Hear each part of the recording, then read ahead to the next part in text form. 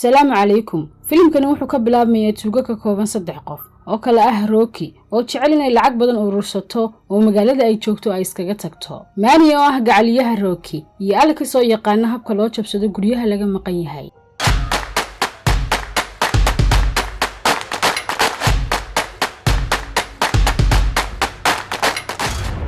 badanaa waxay xadaan agab aanu ka badnayn qiimihiisu $10,000 balse lacagta ma xadaan oo qaanuunka Mareykanka in lacag la xadaa waa dambi weyn oo dambi baadhis adag lagu sameeyo ciqaabteeduna kama yaraanayso 10 sano oo xadhiga. Aabaha xadidaas ay sameeyaan waa Alex oo badanaa ka soo xada furayaasha guryaha ay u dhici rabaan. Aabihii oo ka shaqeeya shirkad marka ay dadku guryahooda ka safrayaan ay furayaashooda koobiga ah iyo agab lagu hakanayo qayladhaanta ama alarmiga u sii dhiibtaan. Manny isaguna dhankiisa wuxuu ka cabanayaa in ninkii ka gadan jiray agabka ay soo xadaan oo qiimo raqiis ah kaga qaadanayo oo aanay taasina anfacaynin iyaga. Waxaanu u sheegay asxaabtiisa kale in ninkaas alaabta ka gataa uu sheegayo haddii ay lacag badan rabaan inay soo dhacaan guriga ciwaankiisa siiyay oo uu leeyahay sarkaal ciidanka ka tirsanaa oo howlgab noqday indhoolana ah oo keligii ku nool guriga. Isla markay xogta guriga baadhaan waxay ogaanayaan sanado ka hor in gabadh hantiilo ahi sarkaalkaas inantiisii yareed jiidhay magdhow hanti badan ahna ay siisay. maadaama sarkaalkaasi uu aqal iska basiida ku jirana aanu hantidaas wada isticmaalin isagu kadib way ku qancayaan inay gurigaas dhacaan.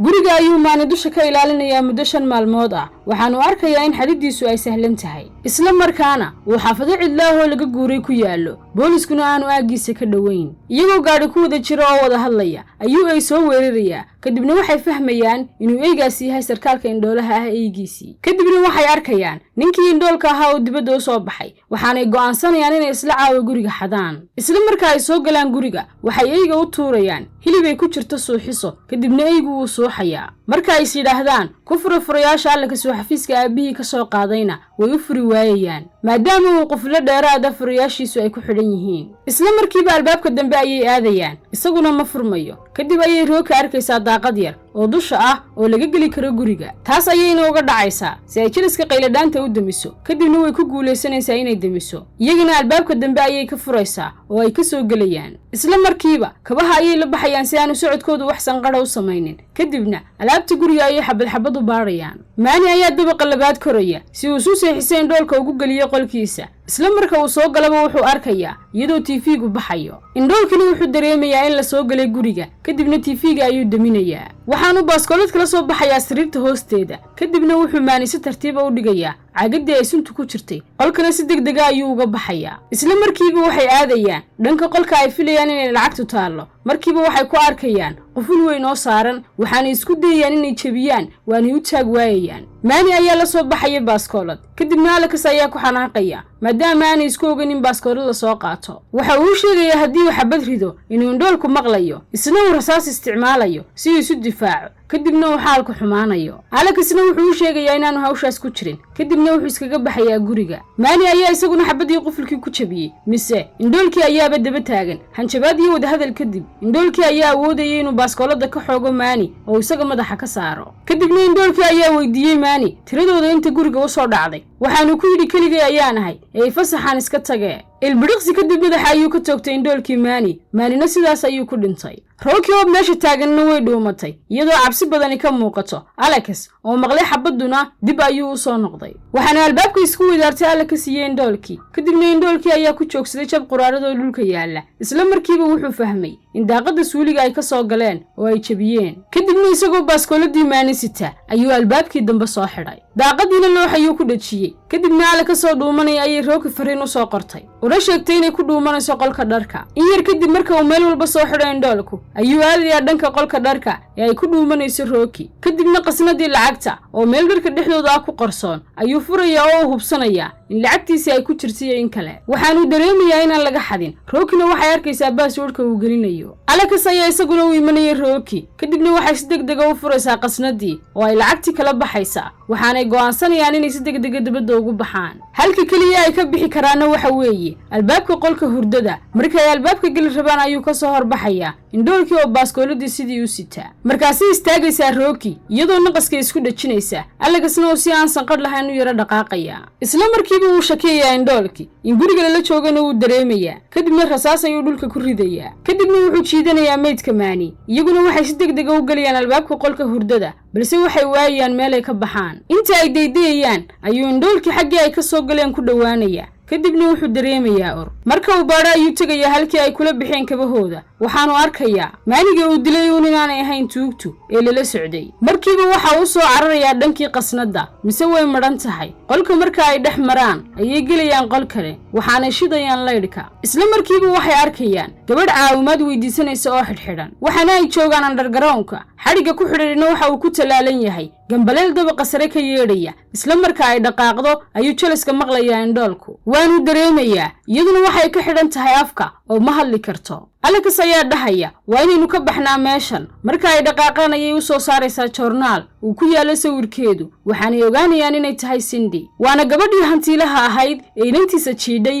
oo soo afduubtay indhoolku oo halkaas ku xidhay waxaana ay faraha ugu tilmaamaysaa meesha uu ku jiro furaha iyada lagu furayaa isla markiiba way ka furayaan waxaanay ordayaan dhanka uu ku yaalo albaabku mise albaabka kor looga baxayaa uu qufulan yahay furayaal soo qaaday Alex ayay ku tijaabinayaan inay u furaan nasiib wanaag wuu furmayaa indhoolkii oo dul taagan ayaa rasaas ku furaya nasiib darro waxay rasaasta ku dhacaysaa Cindy waxaana isku dayayaan inay dhuuntaan Alex iyo Rocky isla markiiba waxa soo degayay indhoolkii waxaana dul imanayaa meydkii Cindy marka uu dareemay inay iyadii tahay ayuu qaylinayaa aadna wuu xanaaqayaa isla markiiba wuxuu quful ku jabinayaa albaabkii ay islahaayeen ka baxa godkii qufulkana bir ayuu ku jabinayaa isla markaa isdhahaan dhaqaaqa wuxuu daminayaa guud ahaan leedhka guriga ka baxayay meesha oo dhamina mugdi ayay noqonaysaa Alex ayaa dhawaaqaya oo dhahaya Rocky indhoolkuna codka ayuu maqlayaa isla markiiba xabad ayuu ridayaa kadibna waxa uu gacanta ku dhigayaa oo qabanaya Alex oo uu soodhanaya rasaas la dhac nasiib wanaag baaskoolada ayaa bilaa rasaas ka noqonaysa Alex si degdeg ah ayuu isu difaacayaa waanu ka baxsanayaa dabaqa koowaad marka ay soo gaadhaan waxay arkayaan eeygi oo albaabka taagan kadibna furayaal soo qaaday Alex ayuu dhiibayaa Rocky oo ku dhahaya albaabka ku fur nasiib darro Rocky albaabkii intay marba furo gelinayso ayuu eeygi soo weerarayaa waxaanay u ordayaan dabaqa sare qol ayaanay gelayaan isla markiiba albaabkiisa ayaa armaajada iskaga adkaynayaan si aan loogu soo gelin daaqadahana kama bixi karaan oo looxan ayaa ku xidhan dhanka kale indhoolkii wuxuu doontay baaskooladu taalay qolkiisa jiifka labadoodina waxay arkayaan dulal weyn oo ay leedhu ka soo gasho Rocky ayaa ka baxaysa Alexna inta aanu ka soo bixin ayuu eeygi soo gaadhaya oo u weeriyanayaa waxaanu ka dhacayaa daaqad dheer kadibna wuxuu ku dhacayaa dabaqa koowaad muraayad dusha kaga taala eeygina daloolkii ay ka baxday Rocky ayuu dabagelayaa Rocky oo saaran ayuu eeygi ku soo ordayaa iyaduna meeshii ayay ka dhacaysaa waanay miir beelaysaa Alex oo doonaya inuu muraayadda aayar ka dul kaco ayuu indhoolkii dusha xabad kaga soo ridayaa kadibna muraayaddu way la soo jabaysaa waxaanu ku soo dhacayaa guriga gudihiisa wuxuu isodhanayaa alarmiga shidoo booliska dalbo waxaana ka soo gaadhiyay indhoolkii oo xabad ku ridaya waxaanu u cararayaa qolkii agabka indhoolku uu yaalay meydkii maani ayuuna ugu tegayaa indhoolkii oo ka soo dabagalay ayaa neeftiisa maqlaya waxaana uu dagaal adag dhex maraya isaga iyo Alex ayaa gacanta wax kaga dhufanaya oo baaskoolada ka tuuraya isla markiiba indhoolku wuxuu gacanta ku dhigayaa Alex si xuna uu u garaacaya ilaa uu ka miir beelo dhanka kale waxa soo miiraabaysa Rocky waxaanay arkaysaa iyadoo wali luuqi ku jirta bir xadiida oo ku gudbinaya ilaa la dhacaysa si ay u soo rido isla markaa ay soo rido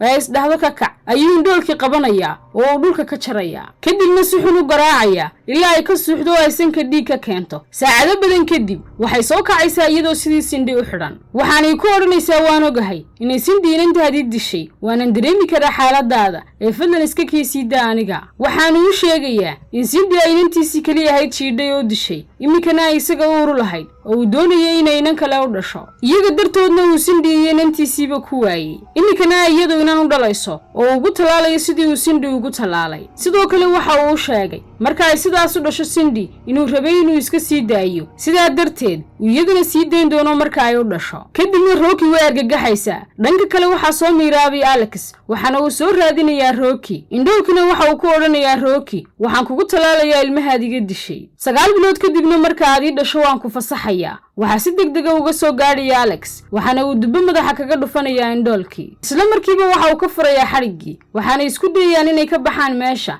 markay albaabka furaan waxa xabadaanay filim ku dhufanaya Alex indhoolkii si degdeg ah ayaanu Alex dhulka ugu dhacayaa oo u dhimanaya Rocky dibadda ayay u cararaysaa kadibna indhoolkii wuxuu ku soo fasaxayaa eygiisii.